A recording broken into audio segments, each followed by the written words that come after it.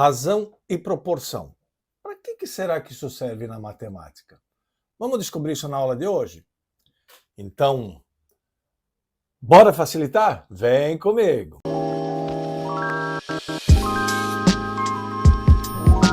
E aí, pessoal, tudo bem? Então, nessa aula nós vamos trabalhar um ramo interessante da matemática que trata da razão e proporção.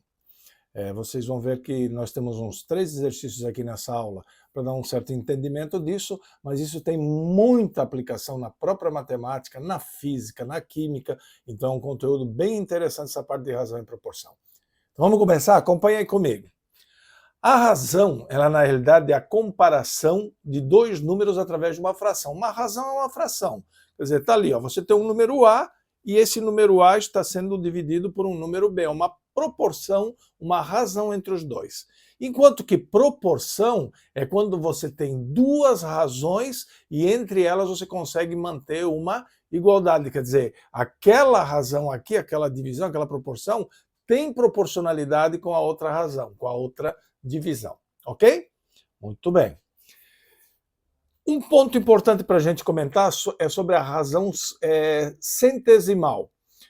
Inclusive, eu vou deixar aqui na descrição desse vídeo uma aula anterior que a gente trabalhou com a parte de percentual e lá nós trabalhamos bem esse conceito aí dessa razão centesimal, ok?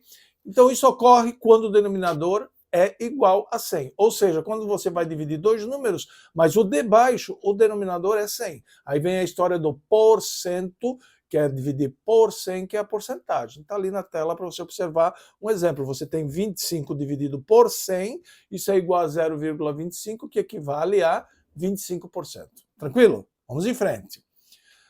Propriedades da proporção. Olha só, nós temos duas propriedades bem interessantes. A primeira, o produto dos meios é igual ao produto dos extremos. Ou seja, quando você tem uma razão A sobre B e essa razão tem proporção com uma razão C sobre D, ou seja, há uma igualdade proporcional entre elas, você pode fazer o produto entre os extremos, ou seja, você vai fazer A vezes D igual a B vezes C. A história da multiplicação cruzada, que inclusive em regra de 3, nós já temos um vídeo gravado sobre regra de 3 também, tanto simples quanto composta, que a gente também já trabalhou esse conceito. Então hoje a gente está trazendo estruturado para mostrar para vocês as possíveis aplicações disso, ok? Segunda propriedade da proporção, a troca dos meios e extremos de lugar. Então olha só, pessoal, se eu tenho uma proporção, como você viu na página anterior, A por B, que é igual a uma divisão C por D, você também pode fazer a troca, por exemplo, do A pelo D. Ou seja, você pode fazer D por B para C por A. A proporção continua a mesma. Então, fazer essa troca não vai haver problema, porque existe uma relação de igualdade de proporção. Então, se você seguir o raciocínio aqui, ó, você teria D vezes A, está aqui, a multiplicação cruzada, igual a C vezes B, ou B vezes C, tanto faz, tá bom? Então você teria esse como o resultado dessa multiplicação. Muito bem. E aí a gente vai partir para alguns modelos de exercício para dar uma boa treinada nisso. Então vem comigo, acompanha aí. Olha só, primeiro, sabe-se que a razão é a comparação entre duas grandezas, acabamos de ver isso, não é isso? Através de uma fração. Muito bem. Então vamos supor que A e B sejam as grandezas em estudo, com o B sendo diferente de zero. Bom, gente, então ele está dizendo o seguinte, ó, você tem duas grandezas, uma grandeza A, a outra grandeza B, e elas têm uma relação fracionária, ou seja, A está para B, A sobre B. Por que se coloca essa informação aqui que o B tem que ser diferente de zero? Perceba que o B está aqui no denominador, gente. E, portanto, esse denominador não pode ser zero. Porque se você tiver zero, vai ser uma indeterminação. Lembram? Qualquer número dividido por zero é uma indeterminação. Ok? Então o B não pode ser zero. Isso é um condicionante para essa razão estar valendo. Muito bem. Com base nessa informação, pode-se afirmar que é um exemplo de razão. Aqui faltou um Rzinho, né? Pode-se afirmar que é um exemplo de razão. Então veja só, a gente traz aí componentes da física para a gente avaliar se esses componentes têm a noção de razão. Relembrando que nós vimos no iniciozinho dessa aula, a razão é a divisão, é a proporção, é a relação entre duas variáveis, no caso A e B, uma dividindo a outra. Então vamos pensar, pessoal, eu vou começar de baixo para cima. Temperatura. Temperatura, por conceito na física, é a medida da vibração das moléculas. As moléculas, elas recebem energia e isso altera o grau de vibração. Quanto maior a vibração, quanto mais energia elas recebem, maior é a temperatura registrada. Quanto mais energia você retira da substância, menor é o grau de vibração, menor é a temperatura. Então veja que a temperatura não tem uma relação de razão entre duas variáveis. Perceberam? Muito bem. Massa, mesma coisa, né, gente? Massa é a quantidade de gramas, de quilogramas, de miligramas.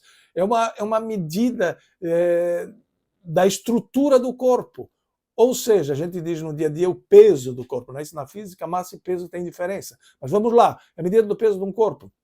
Aqui você não tem uma relação de razão entre um elemento e outro. Tranquilo? Então massa também não é.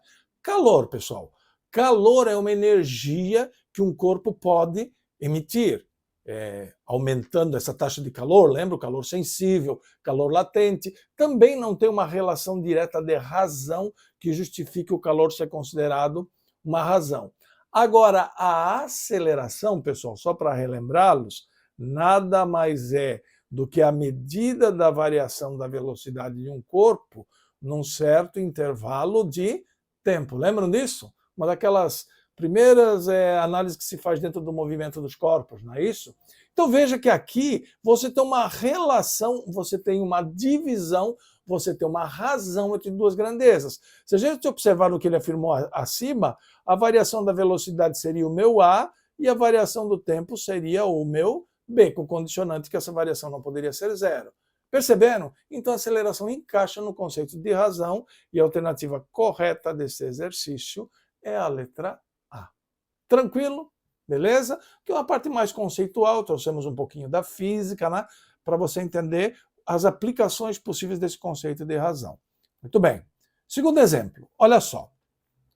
Numa eleição municipal, 20 mil eleitores, vamos anotar essa informação, nós tivemos numa eleição 20 mil pessoas aptas a votar, ou seja, 20 mil eleitores, ok? Eles exercem o seu direito de votar. Um determinado candidato, vamos chamar de candidato A, ele recebeu 4 mil votos. Então, daquelas 20 mil pessoas que foram efetivamente para as urnas, imaginemos que as 20 mil votaram, dessas 4 mil votaram nesse determinado candidato, ok? Determine a proporção de votos obtidos pelo referido candidato em relação ao total de votantes. Então, olha qual é a relação que eu quero. Os votos obtidos em relação ao total de votantes, ou seja, quem são os votantes? Os eleitores. Então, gente, pessoal, percebe, você está querendo uma razão, você está querendo saber uma relação entre os dois. Mas essa razão aqui, ela se inverte numa proporção, porque é uma proporcionalidade entre a quantidade de eleitores que votaram e a quantidade de eleitores que votaram neste candidato. Então não deixa de ser uma proporção. Maravilha?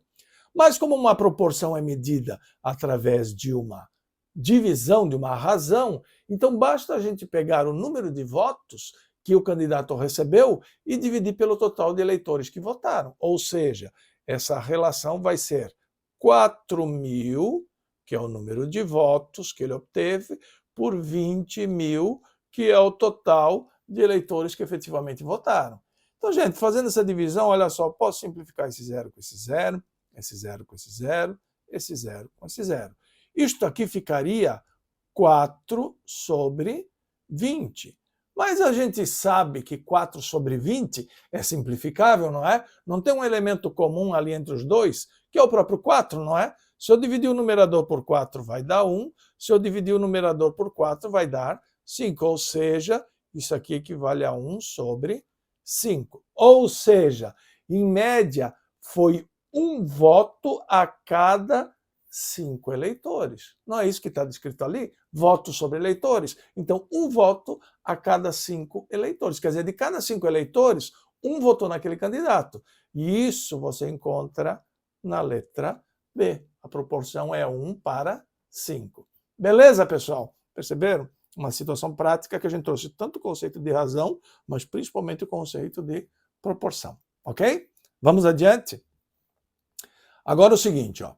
Em um vestibular, o curso de Direito oferecia 150 vagas. Então vamos anotar essa informação que ela é importante.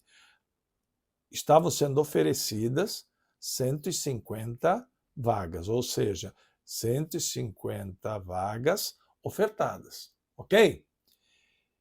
E esse concurso recebeu 1.050 inscrições. Então, para 150 vagas disponíveis, houve 1.050 inscrições. Então, evidentemente, tem mais inscritos do que vagas disponíveis. Isso aí traz aquela ideia, né, de vestibular da relação candidato-vaga, que normalmente as universidades, algum tempo antes da prova acontecer, depois de encerradas as inscrições, ela divulga a relação candidato-vaga de cada curso que ela está oferecendo. Então é isso que o exercício está pedindo. Observe lá, ó. Determine a relação candidato por vaga obtida nesse curso. Então vamos anotar isso aqui. O que é que nós queremos? A relação candidato por vaga.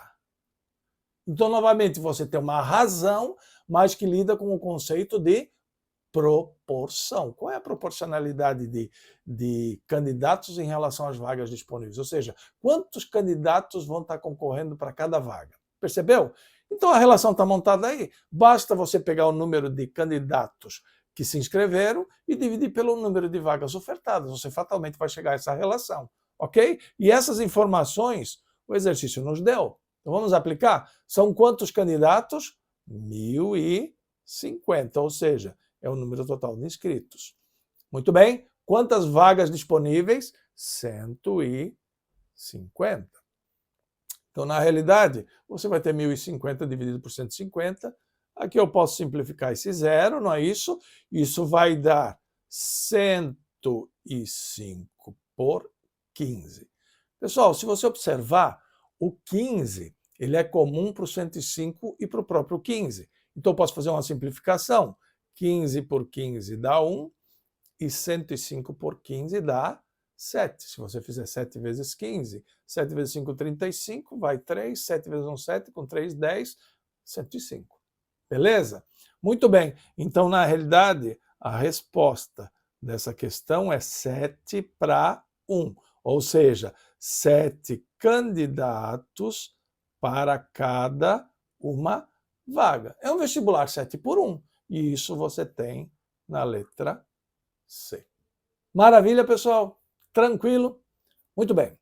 Nós vamos agora para o próximo exercício, só que é hora de só dar aquela lembradinha. Se você ainda não é inscrito no nosso canal, inscreva-se, dê aquela força para o nosso canal, aciona lá o sininho das notificações. Toda segunda e toda quinta nós temos vídeo novo no canal. E dá aquela curtida para dar aquela força para o nosso trabalho, ok? Vamos adiante?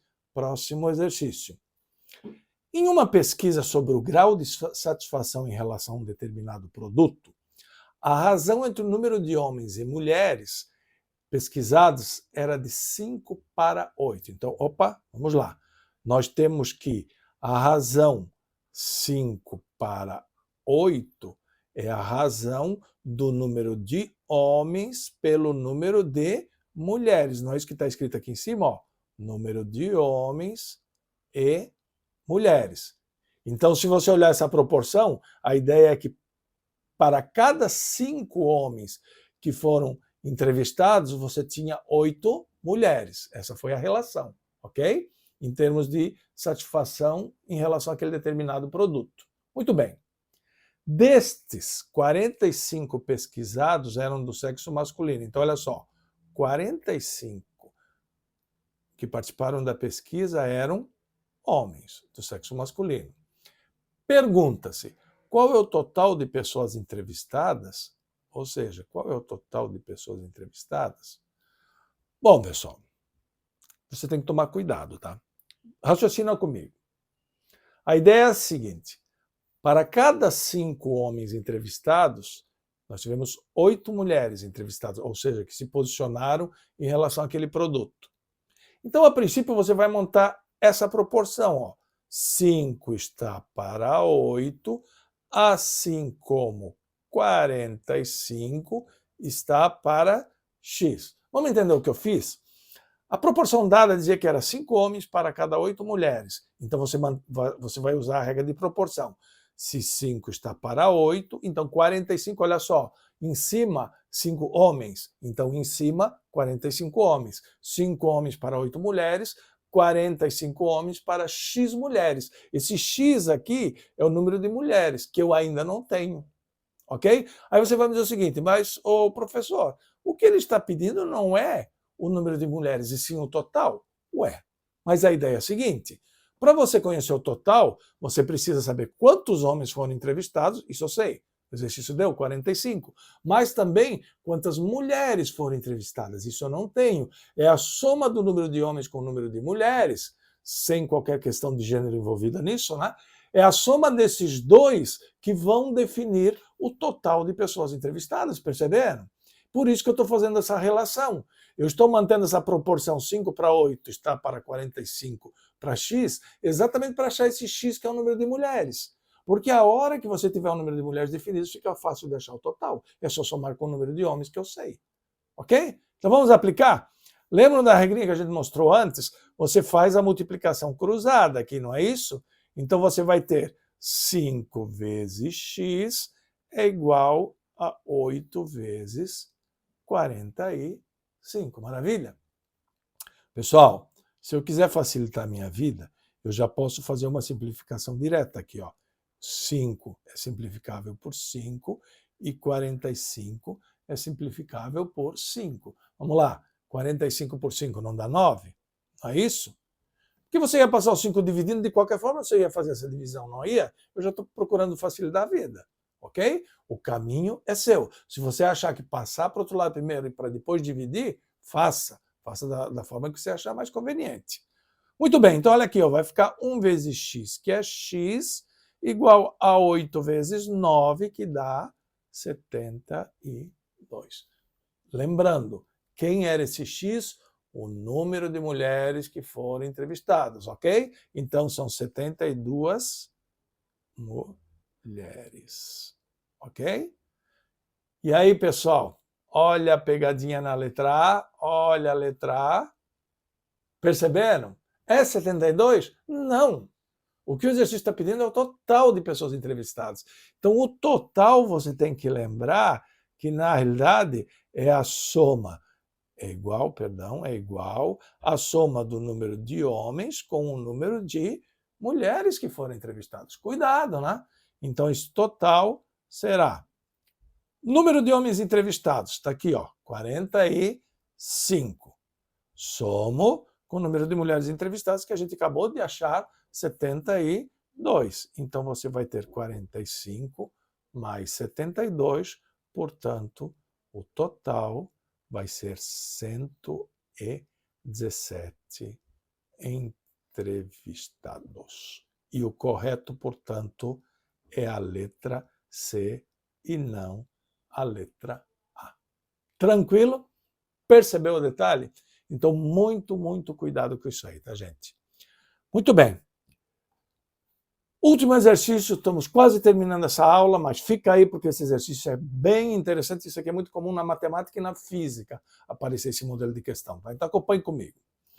Uma torre de 40 metros de altura projeta uma sombra no chão de 8 metros. Então imagina aqui, ó, se tivesse uma torre com 40 metros de altura, projetando no chão uma sombra de 8 metros, ok? Claro que eu estou fazendo aqui totalmente fora de proporção, né? Muito bem.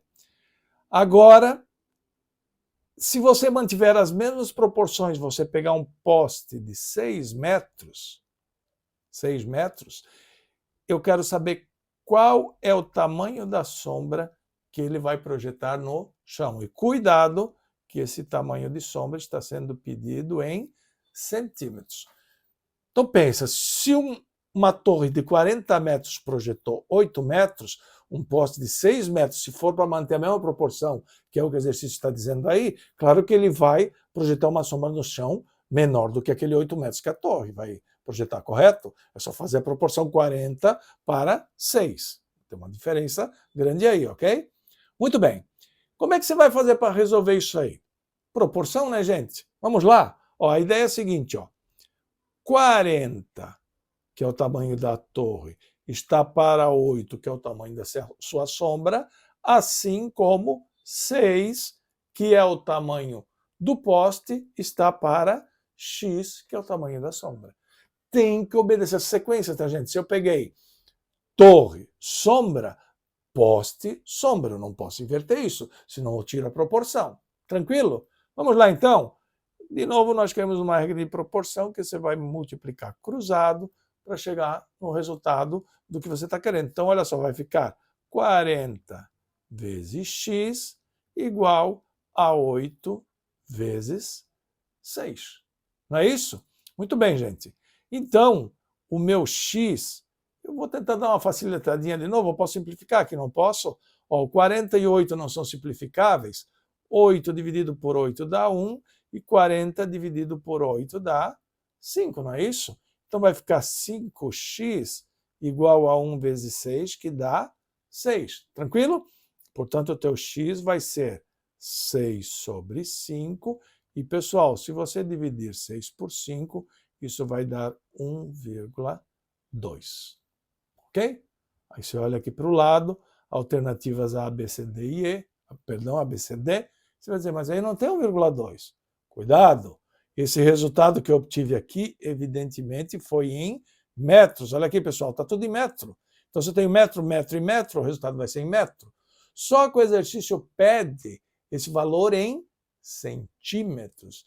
Então, não te esquece que cada metro tem 100 centímetros. Então, 1,2 metros vai ter x centímetros. No final da história, você está fazendo uma regrinha de proporção de novo, não está? Ok? Eu poderia colocar isso aqui, ó, e manter uma igualdade entre eles. Tranquilo? Então ia ficar x vezes 1 igual a 1,2 vezes 100. X vezes 1 dá x, 1,2 vezes 100 vai dar 120. Aí sim, centímetro. Olha aqui, ó. Metro cortou com metro, sobrou o quê? Centímetros. Ok? E aí a alternativa correta é a letra D. Beleza, pessoal? Tranquilo? Tenho certeza que isso aqui vai te auxiliar muito em várias situações que você pode encontrar na matemática, na física, na química, como eu falei no início desse vídeo.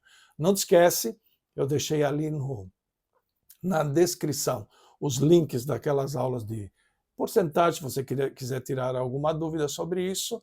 E vou deixar o cardzinho aqui de algumas aulas importantes que a gente também já repassou, que estão lá na nossa playlist, inclusive.